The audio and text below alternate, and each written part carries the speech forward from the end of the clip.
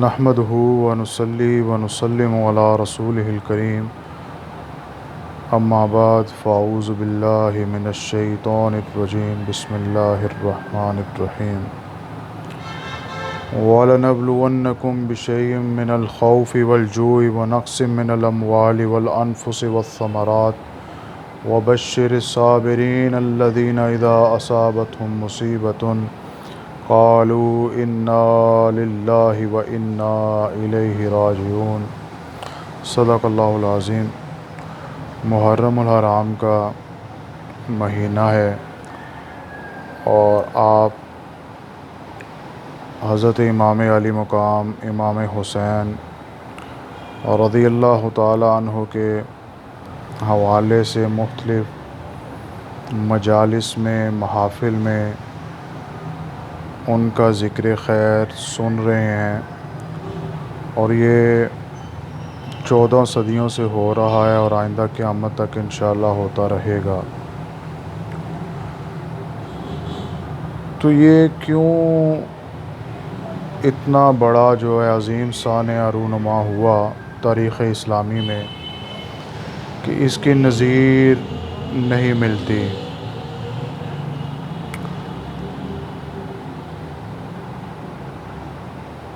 حضرت امیر معاویہ رضی اللہ تعالیٰ عنہ نے اپنی حیات میں ہی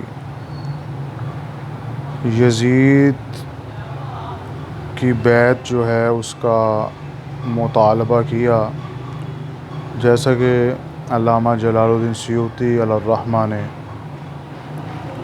تاریخ الخلفاء میں لکھا ہے کہ حضرت امام حسن بصری رحمۃ اللہ تعالیٰ علیہ فرماتے ہیں کہ 2 شخصیتوں نے مسلمانوں میں فساد کا بیج بویا۔ ان میں سے ایک عمرو بن عاص، جنہوں نے جنگ صفین میں حضرت امیر معاویہ رضی اللہ تعالیٰ عنہ کی جانب سے نیزوں پر قرآن شریف بلند کرائے۔ ابن قرہ کا بیان ہے کہ عمرو بن عاص ہی وہ شخص ہیں کہ جنہوں نے خوارج کو حکم یعنی ثالث مقرر کیا تھا، جس کا وبال قیامت تک ان کی گردن پر رہے گا۔ اور دوسری فتنہ انگیز شخصیت مغیرہ بن شعبہ کی ہے کہ جو امیر معاویہ کی طرف سے کوفہ کے گورنر تھے۔ ان کو امیر معاویہ رضی اللہ تعالیٰ عنہ نے ایک حکم بھیجا کہ جس وقت تم میرا مکتوب پڑھو خود کو معزول سمجھو۔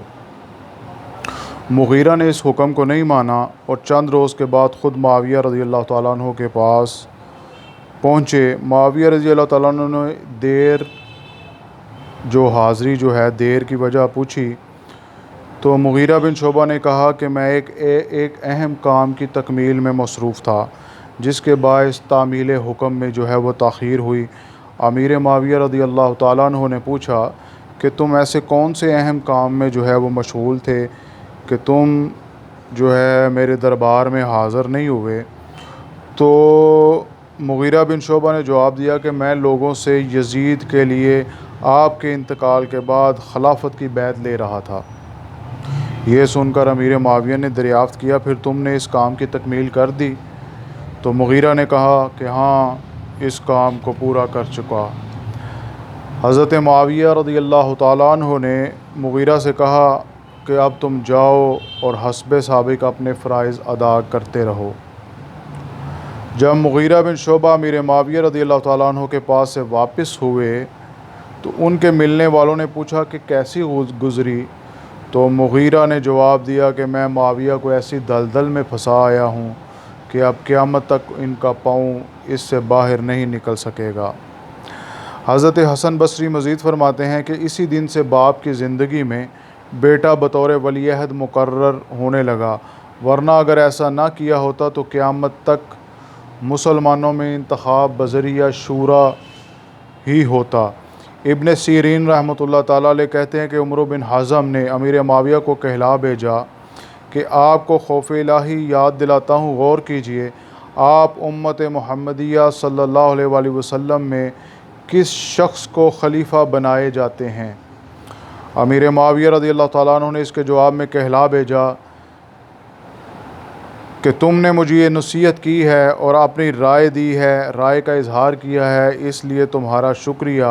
چونکہ اس وقت امت محمدیہ صلی اللہ علیہ وآلہ وسلم میں لڑکے ہی لڑکے موجود ہیں، کوئی بزرگ موجود نہیں، اور سب لڑکوں میں میرا لڑکا سب سے بہتر اور خلافت کا زیادہ مستحق ہے، لہٰذا میں اسی کو اپنا ولی عہد مقرر کرتا ہوں، ولی عہد بنا رہا ہوں۔ وآخر دعوانا الحمد للہ رب العالمین۔